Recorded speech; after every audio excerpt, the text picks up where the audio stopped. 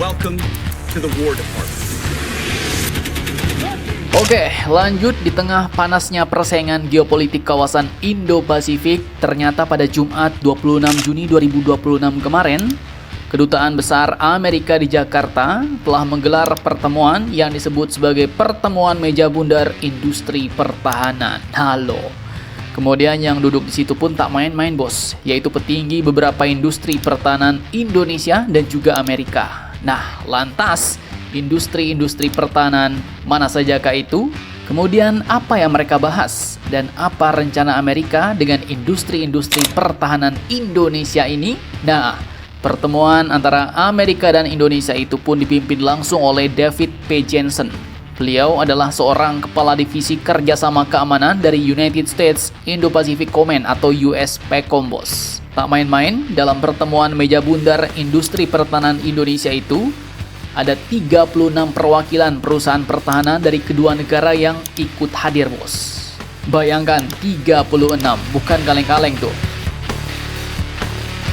Pertama, dari Indonesia, nama-nama yang ikut pun bukan pemain sembarangan. Disebutkan salah satunya adalah PT Pindad, sang produsen kendaraan tempur dan senjata andalan TNI. Kemudian PT PAL Indonesia, Kebanggaan Industri Galangan Kapal Perang Nasional, serta PT Garuda Maintenance Facility Aero Asia atau GMF Aero Asia yang sudah berpengalaman malang melintang dalam dunia MRO alias pemeliharaan pesawat dan helikopter bos. Nah loh. Sementara itu yang makin panas, dari Amerika hadir juga para raksasa industri pertahanan dunia bos. Seperti disebutkan Lockheed Martin, sang pembuat berbagai sistem persenjataan canggih Amerika, salah satunya adalah jet tempur siluman F-35. Dan seperti yang kalian tahu, dari Lockheed Martin, salah satu alutsista yang kita beli juga ada C-130J Super Hercules. Nah, itu buatan Lockheed Martin. Kemudian perusahaan dirgantara Amerika, sang produsen pesawat sipil dan juga pesawat militer. Dan salah satunya yang mau kita borong kemarin tapi nggak jadi adalah F-15EX. Kemudian perusahaan Bell juga ikut hadir dalam pertemuan meja bundar Indonesia-Amerika ini. Ia adalah sang produsen helikopter legendaris yang produknya dipakai oleh berbagai belahan dunia. Nah, itu yang disebutkan bos, dan itu baru sebagian. Karena tadi disebutkan ada 36 perusahaan. Nah, lantas pertanyaannya, apakah yang mereka bicarakan dalam pertemuan meja bundar itu? Sebenarnya apa yang sedang dicari Amerika? Mengapa perusahaan-perusahaan sebesar Boeing, Lockheed Martin hingga Bell rela datang ke Jakarta? Apakah hanya ingin menawarkan produk atau ada kepentingan geopolitik yang jauh lebih besar di balik semua itu?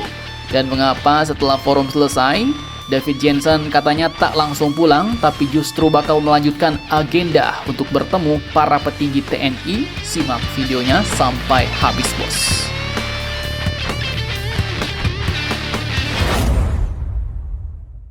Oke, jadi dalam forum tersebut, pembahasan ternyata jauh lebih luas daripada sekedar urusan jual beli alutsista bos. Fokus utamanya mereka disebutkan adalah untuk mendukung modernisasi pertahanan Indonesia. Kemudian memperkuat kapasitas industri dalam negeri, membangun rantai pasok pertahanan yang lebih tangguh, hingga membuka peluang kerjasama di bidang maintenance, repair, and overhaul atau MRO, pemeliharaan, serta perawatan berbagai platform atau alutsista militer. Nah loh, ternyata ada cerita MRO lagi nih, tapi kali ini ruang lingkupnya sepertinya lebih besar bos. Karena mencakup banyak industri-industri pertahanan Amerika, bahkan yang sudah kelas dunia ya kan. Artinya kini Amerika tidak hanya berbicara soal menjual produk. Mereka juga membahas bagaimana industri kita Indonesia bisa ikut terlibat dalam produksi komponen, pemeliharaan, peningkatan kemampuan teknisi hingga kemungkinan menjadi bagian dari rantai pasok industri pertahanan global bersama Amerika. Nah, bagi kita secara peluang ya jelas, peluang seperti ini tentu sangat menarik bos, karena dapat meningkatkan kemampuan industri nasional sekaligus membuka lapangan kerja berteknologi tinggi ya kan.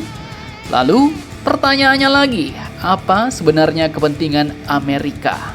Nah, dari artikel admin lihat jawabannya ternyata berkaitan erat dengan strategi besar mereka di kawasan Indo-Pasifik. Nah loh, lantas bagaimanakah maksudnya itu? Apa yang mereka mau dari hasil kerjasama dengan Indonesia? Apa kepentingan mereka di sini? Kemudian mengapa petinggi mereka akan lanjut lagi bertemu dengan TNI? Simak videonya sampai habis, bos.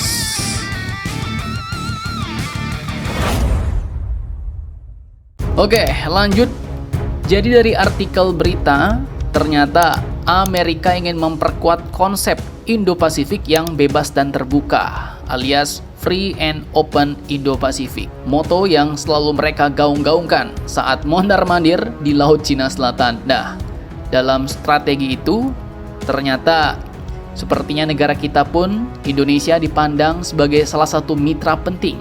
Karena apa? Ya jelas, karena negara kita Indonesia berada di jalur laut strategis, bos. Kemudian kita juga memiliki ekonomi yang terbesar di Asia Tenggara, memiliki posisi geopolitik yang sangat penting, dan menjadi negara yang berpengaruh di kawasan. Dan dengan memperkuat hubungan industri pertahanan, ya jelas Amerika berharap kemitraan keamanan juga semakin erat, ya kan? Kemudian tak cuma itu, forum ini juga membahas pentingnya interoperabilitas, yaitu kemampuan militer kedua negara untuk bekerja sama secara lebih efektif melalui kesamaan prosedur, komunikasi, hingga dukungan logistik. Hal ini menjadi modal penting apabila kedua negara terlibat dalam latihan gabungan, operasi kemanusiaan, maupun kerjasama keamanan regional.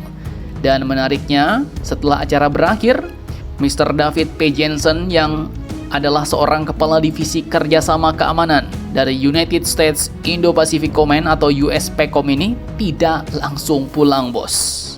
Ia dijadwalkan akan tetap berada di Jakarta hingga tanggal 2 Juli nanti untuk menghadiri sejumlah agenda tingkat tinggi, termasuk katanya bertemu asisten teritorial atau Aster Panglima TNI. Pertemuan lanjutan itu pun katanya akan membahas dinamika keamanan kawasan serta berbagai prakarsa pertahanan bilateral yang dapat dikembangkan di masa mendatang. Nah loh, jadi ya ini admin lihat kalau ibarat bermain catur ya. Forum industri tadi hanyalah langkah pembukaannya, bos. Karena setelah para pelaku industri saling mengenal, saling bercakap-cakap, saling bertukar pikiran, maka kini giliran pemerintah dan militer yang menyusun strategi di papan yang lebih besar. Jadi jangan heran jika beberapa tahun ke depan kita melihat semakin banyak kolaborasi antara industri pertahanan Indonesia dan Amerika. Sebab dalam dunia geopolitik, berjabat tangan hari ini seringkali menjadi awal dari proyek strategis bernilai miliaran dolar di masa depan. Nah, kalau menurut kalian bagaimana nih, bos, menanggapi sikap atau gaya Amerika yang kini sepertinya mau semakin nempel, semakin merapat ke Indonesia? Jangan lupa komentar, tetaplah kalian barbar dan jangan santuy terus. Demi Indonesia tangguh, salam Indomax, Indo Magazines.